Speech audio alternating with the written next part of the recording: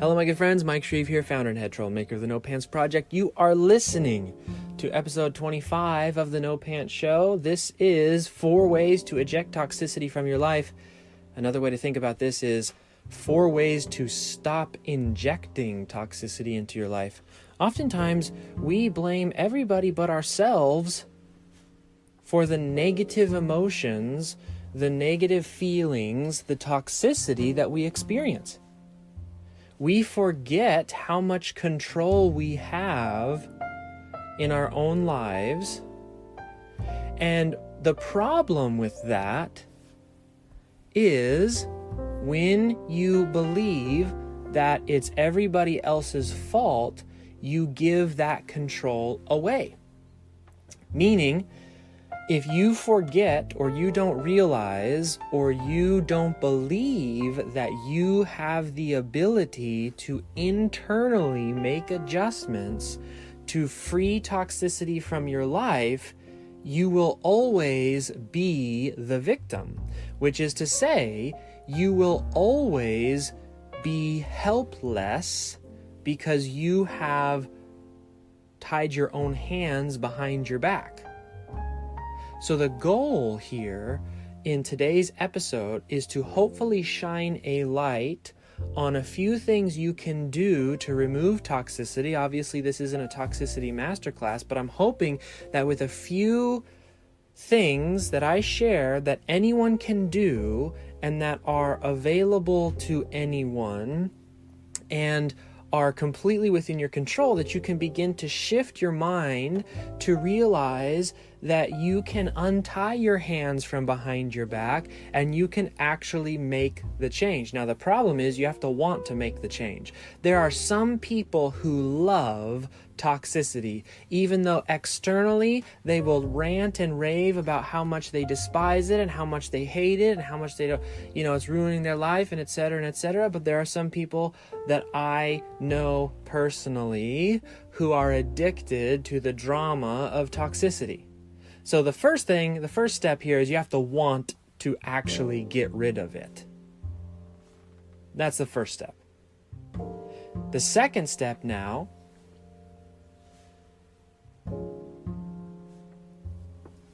is to begin to work on the internal. So number 1, first thing you can do to stop injecting toxicity into your life is to let go of the ego. This is an interesting proposition for creatives. Because on the one hand, the ego is a fuel source for creating things. The desire to make stuff, the desire to make something that looks good, is fueled by, partially, the ego that is inside of you saying, make it better. So, it's not about getting rid of the ego and squashing the ego. It's about understanding the ego's role in your life and letting go of that ego so that it doesn't control you. Some examples. There's a definition, there's many definitions in his book, but Ryan Holiday in the book The Ego is the Enemy gives a definition of a type of ego that can sort of rear its head. It is the type of ego where he says ego is the desire to gain recognition without working for it. So this ego could be, I want clients, but I don't actually want to have to do the things to get clients. I want to have a mental, emotional, personal, spiritual breakthrough, but I don't want to have to do the hard work of sitting down and journaling and thinking and planning and etc. Ego is the thing that says, I want to look good and be thin and etc., but I don't want to actually do the push-ups, eat the right diet and etc. Now, the problem with that style or that version of ego or that manifestation of the ego is that it leads often to 2 things. One is that you're easily put off. So somebody comments on a post you make. Somebody says something behind your back about you. Somebody says something with which you don't agree. when this manifestation of your ego is in force and is in a position of control because you are putting an emphasis on the importance of this aspect of your personality, then this is when you can feel crushed, defeated. You can think everybody else is toxic because they are essentially threatening this idea of you wanting recognition without having to work for it. Another way is to say you want to be able to say something and nobody can say anything back, right? That would be one way of this stronghold on this style of ego being detrimental, and essentially you creating the toxicity by essentially an overemphasis of a desire to have more than you have worked for up to this point. Another form, and this is the same sort of aspect of your ego, is this is where jealousy comes from. So the jealousy is that internal angst that you don't have it yet, but someone else does.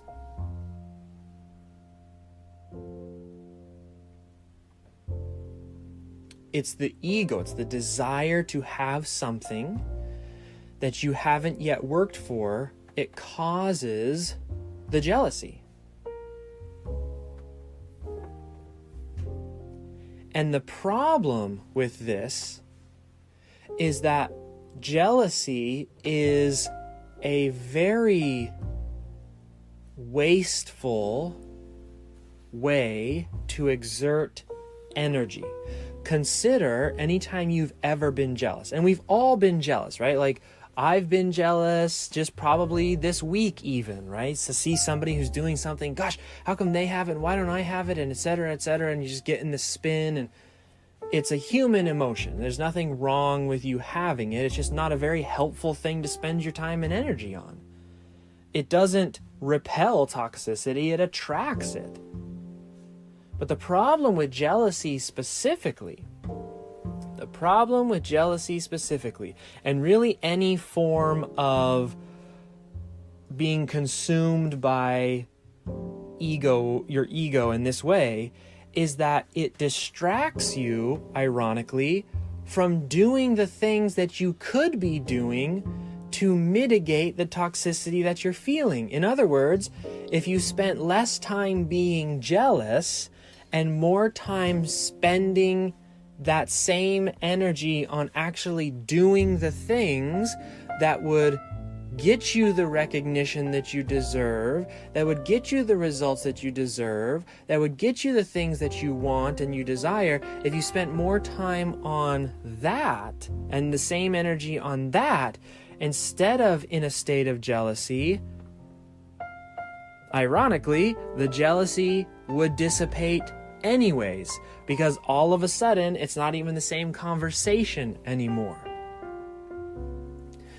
The key is to be able to let go of the ego,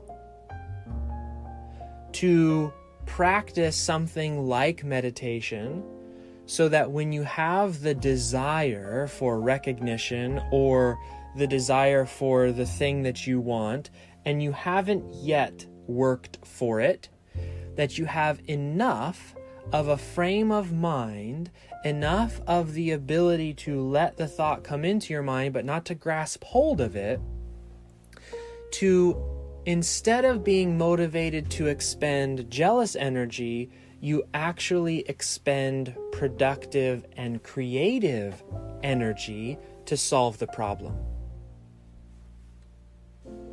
So the problem with being egocentric is that when a problem arises, it gives you the wrong solutions.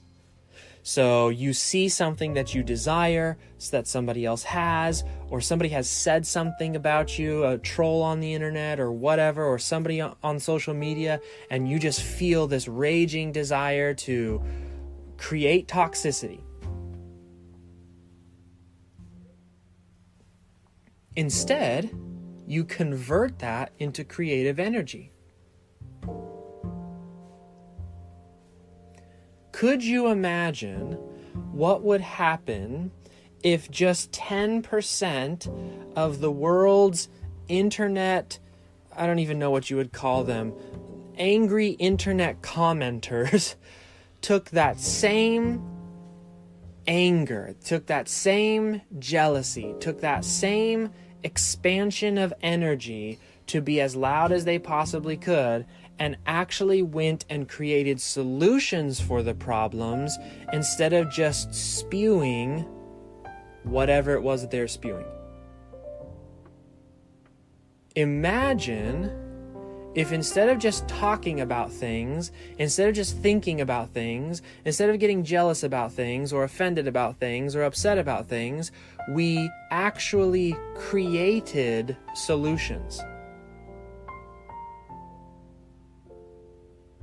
Now, this is difficult to do because of the ego. Because to create a solution is to adjust your focus from responding to someone on Facebook and putting it into, what am I going to build? What am I going to create? What am I going to do with this response that I feel is necessary for whatever it is that I'm dealing with? It also requires a significant level of humility. So, for example, humility in understanding that when somebody comments on something that you've created on the internet and they call it horrible and they say you're a horrible person and you're the worst and you deserve to whatever, the humility to be able to recognize that other person as a human being. The humility to say, you know what, I am not perfect. Maybe what they said isn't entirely true, but an aspect of it is true in that I am not a perfect person. So I don't really have anything to get upset about because I'm focused on myself where my ego wants to focus out there. I'm taking this energy and I'm creating something with it. That's the first way to eject toxicity, or to at least stop injecting toxicity into your life. Number 2 is you're going to find a theme here. Let go of stress. We create a ton of unnecessary stress in our lives through our bad behaviors. Here's a really toxic situation that we create. Client sends us a client project. We procrastinate till the night before. We do it while we're exhausted. We turn it in maybe knowing it's not the greatest thing we've ever done because we waited till the last minute and it's totally, we just pumped it out. Client comes back and says, I do not like this. Now we're in a toxic situation. They're mad, they're angry. Now we're starting to stress out because, oh my gosh, am I going to lose this client? What happens if I lose this client? But is the client the toxic person? Or was it our behaviors that created a toxic situation that could have been avoided had we not procrastinated and had we put the actual amount of effort that we should have put into the project in the first place?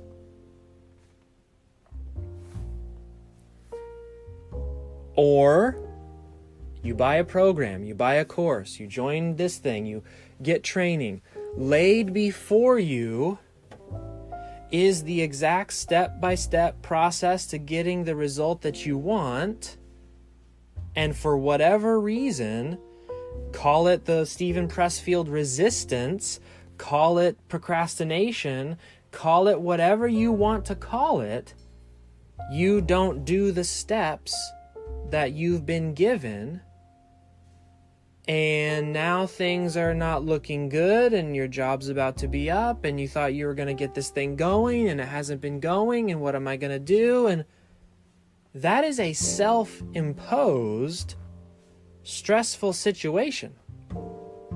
That is toxicity that you, through your behaviors, brought on to yourself.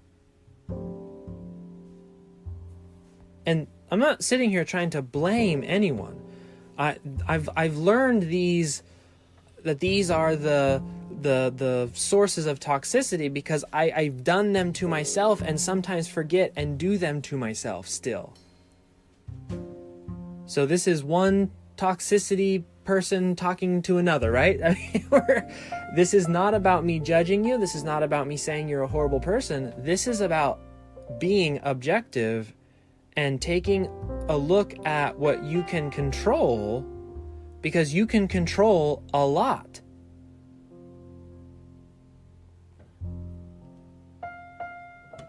Another way that we often stress ourselves out is by avoiding action. And instead of taking action on things, we overthink and make things more complex than they need to be.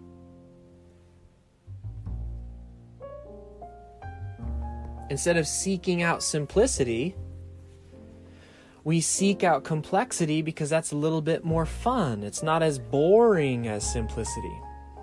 The beauty of simplicity is that it's boring. The beauty of simplicity is that it's stress-free. It's not complex and confusing and frustrating and all over the place. It's plug this in over here, do this thing over there, and away goes the machine.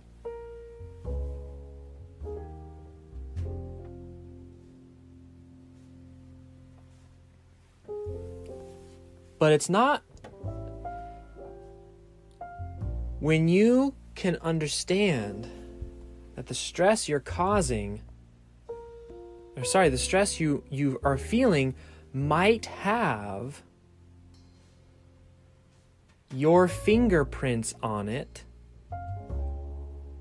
The beautiful thing about realizing that is that you can fix it.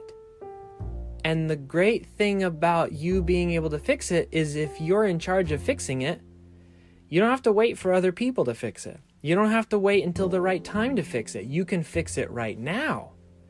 You could stop being stressed out right now. Now, it requires changing some behaviors, and I'm not going to say that's easy, but it is within your control. Here's another one that I see a lot in our audience, at least here on the No Pants Project. Stop taking everything on. Stop trying to do it all yourself. Stop trying to do 50 things at once. Stop trying to say yes to everybody. Stop trying to take everything on. If you're in a situation where you feel overwhelmed by the demands and the things you have to learn and et cetera, you were the one who said yes. This is self-imposed toxicity. I realize that this episode might be sounding quite harsh, and I'm not trying to do that. I'm trying to rattle you awake and say, look, you can get rid of a lot of the stress, a lot of the heartache, a lot of the frustration that you are feeling if you just take a quick little look at what are the things that you're doing which might be causing and creating this stress.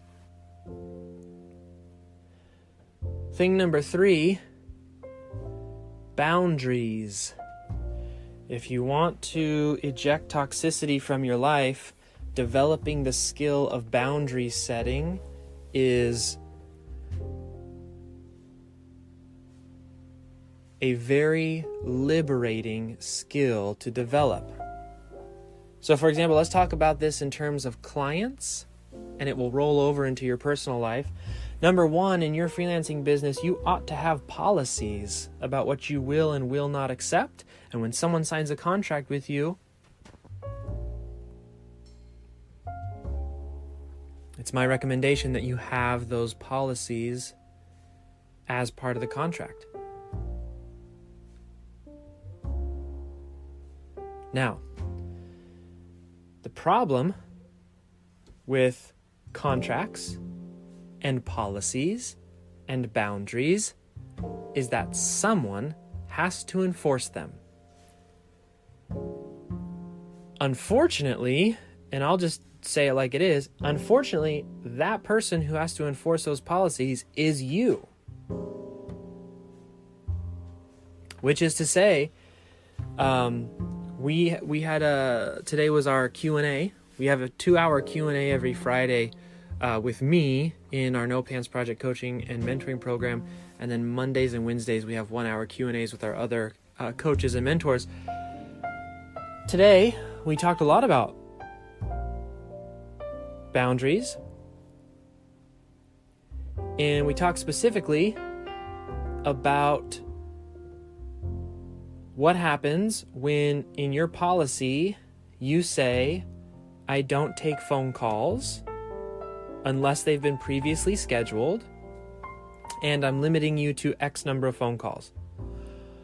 What happens when the client calls you at 6:30 at night and the phone keeps ringing and ringing and ringing and ringing?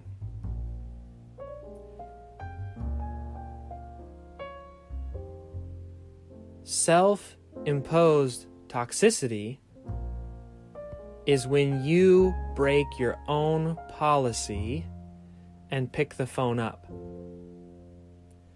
Because now the client's going to call you all the time. Because you just showed them that you don't even follow your own policies. Why should they? You can imagine how this same principle can affect your personal life as well. If you want somebody to stay distant, and then you're friends with them on Facebook, even if you don't do anything, or you follow each other on Twitter, or you are whatever on Instagram, or whatever on Snapchat, or whatever, etc., you still go to the same thing and still hang. If you still continue to show what is contradictory to your desire, that's self-imposed toxicity.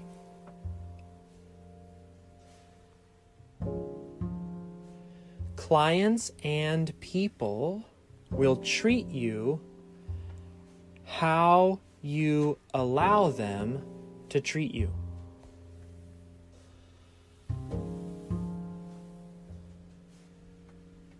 When I was a kid, and we moved every 6 months or so, we didn't move to great places. It was from one kind of not great place to another kind of not great place. One of the things I learned, being the new kid all the time, and oftentimes being a minority in the schools I attended, was that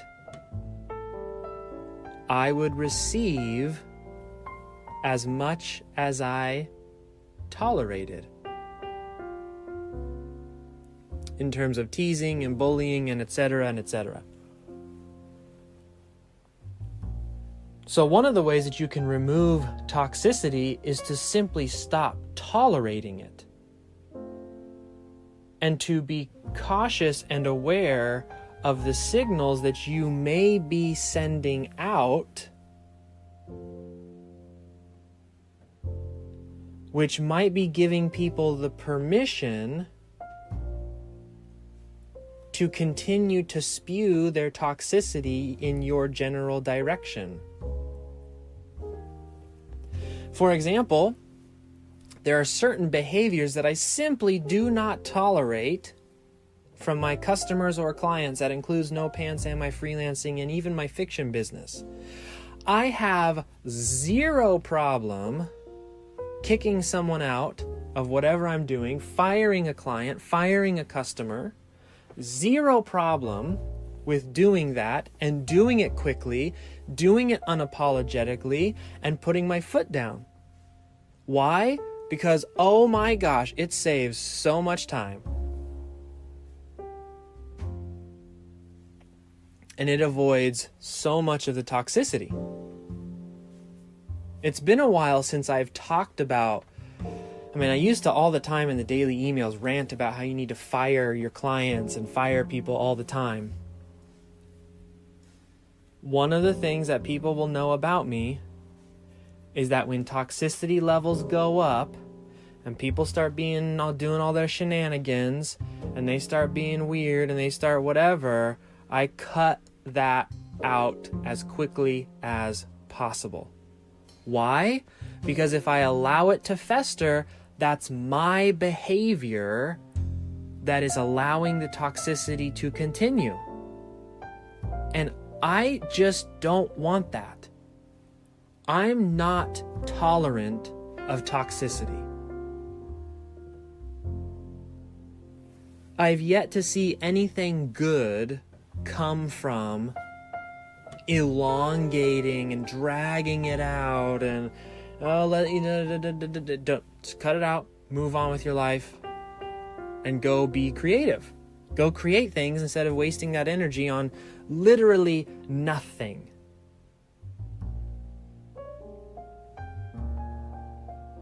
Number 4 ways to eject toxicity from your life. This is a big one.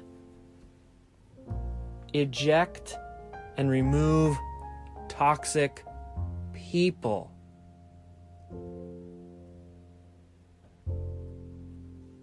There is a life-saving skill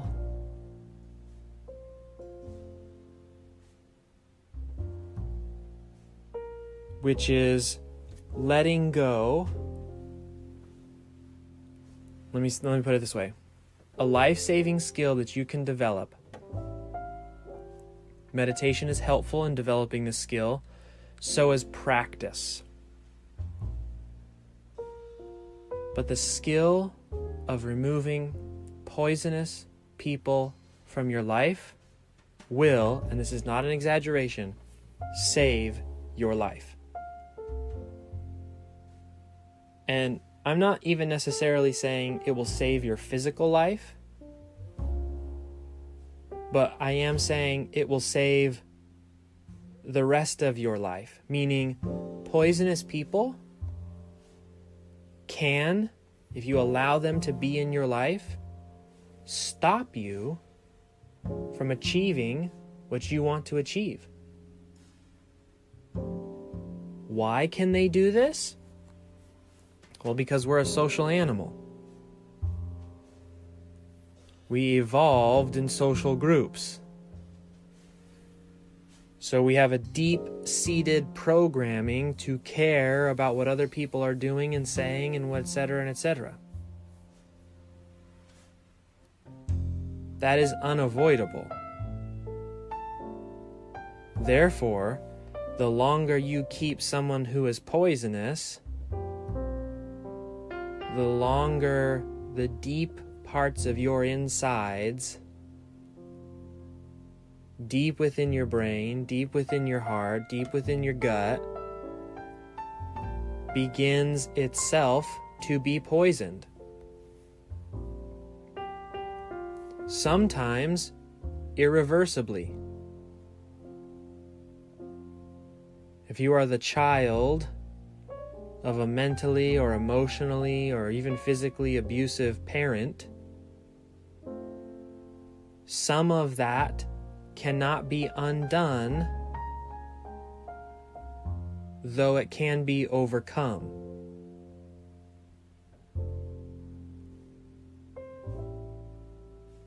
Now, this is not an easy thing to do. To eject people who you may love, but who may also be injecting toxicity into your life.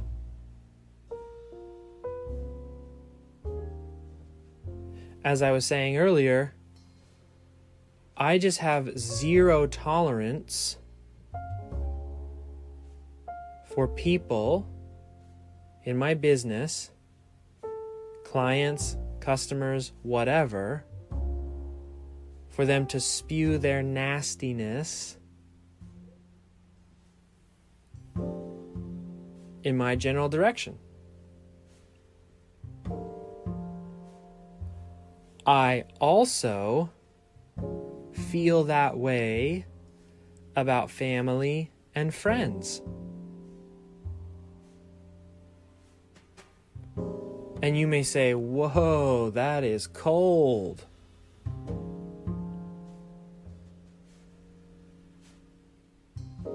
And perhaps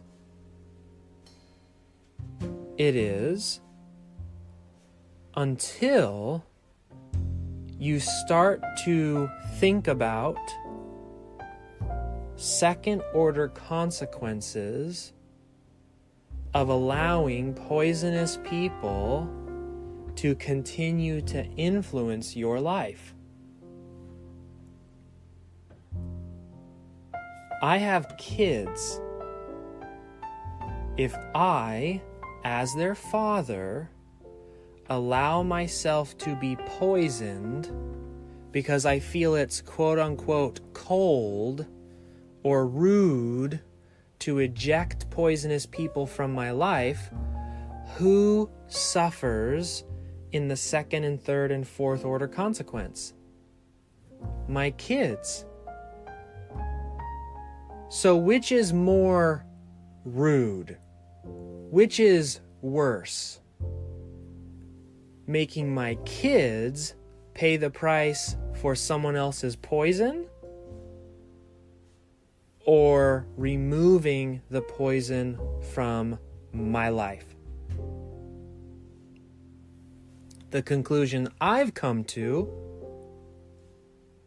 is that it's way worse to allow my kids to suffer than it is to maybe be slightly unpleasant, maybe put my foot down, maybe have people call me a jerk or you're awful or you're terrible or whatever, so that I can set my boundaries, so that I can have the frame of mind to create things, so that I can become something and set the example for my kids and teach them how to be respected.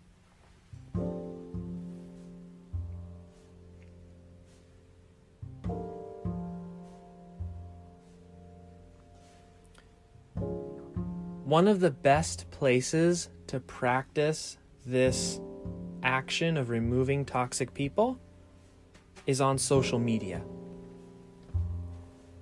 on the internet. One of the great ironies of our existence as a human being is that we are attracted to toxicity. Look at all of TV. Look at all of the internet. It's drama, drama, drama, drama, drama, drama, drama, drama, negativity, hate, car crashes. It's this idea of when you drive by a car crash and a lot of people just can't help but look, right? We're attracted to it. I think we're attracted to it because we're afraid of it, to be honest. And so oftentimes what can happen is you can be following people online, lurking people online, friends with people online, in Facebook groups with people online, whatever, online, spending time with people that make you feel horrible. That's self-imposed toxicity. If you go on the internet and afterwards you think, well, the world's screwed, we're all dead, what's the point, it doesn't matter, because I spent 5 minutes following this person and reading this person's blog and doing this person and this negative person. That's toxicity you let in. Did you know there are entire websites dedicated to feel-good stuff? There are people you can follow online who their only goal is to lift you up.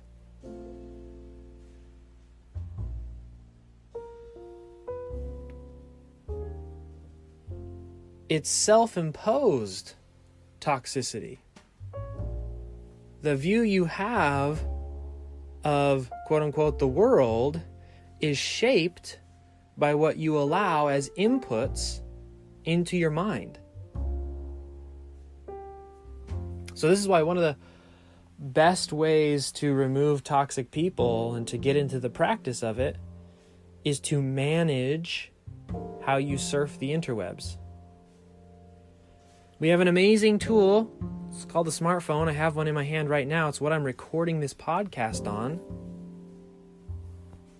This podcast is going to be seen by several hundred people or heard by several hundred people. It may help a few of them, and all I need is this smartphone to be able to deliver that help. That's incredible. But also in this smartphone is a lot of bad stuff. A lot of stuff that can distract and procrastinate and make me feel pretty horrible.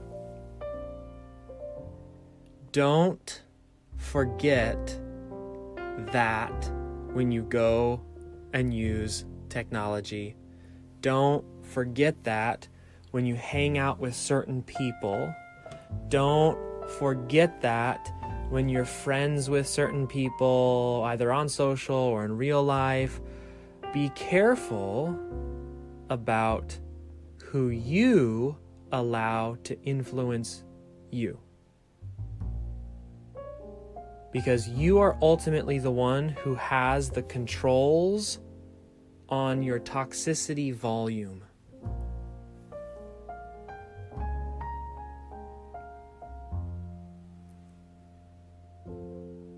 Okay, my dear friends, that's it for this episode number 25.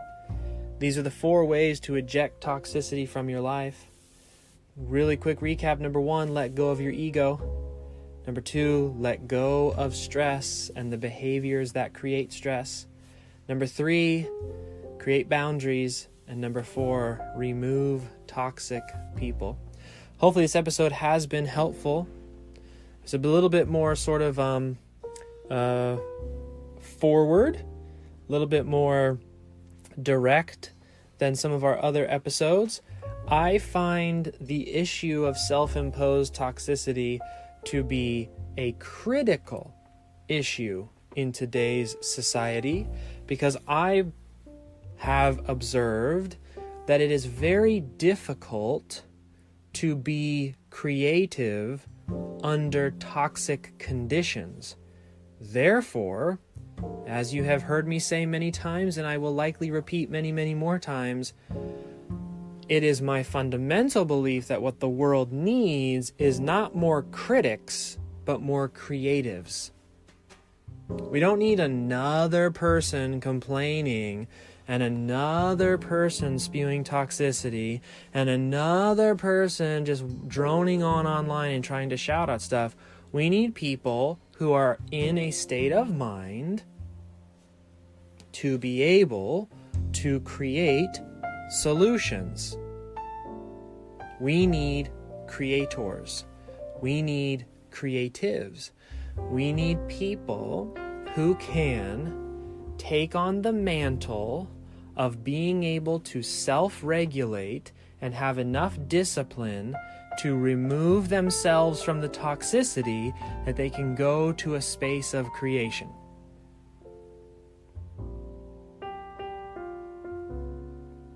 It is my belief that the fewer of those kinds of people we have, the significantly worse things will get. So I apologize if this has seemed direct, but this is a critical and important issue.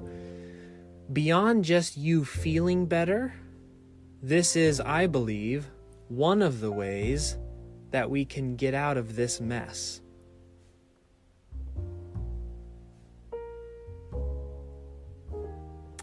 All right, my dear friends, this time for reals, that's it from me. Episode number 25. This has been Mike Shreeve of The No Pants Show, and I'll see you tomorrow.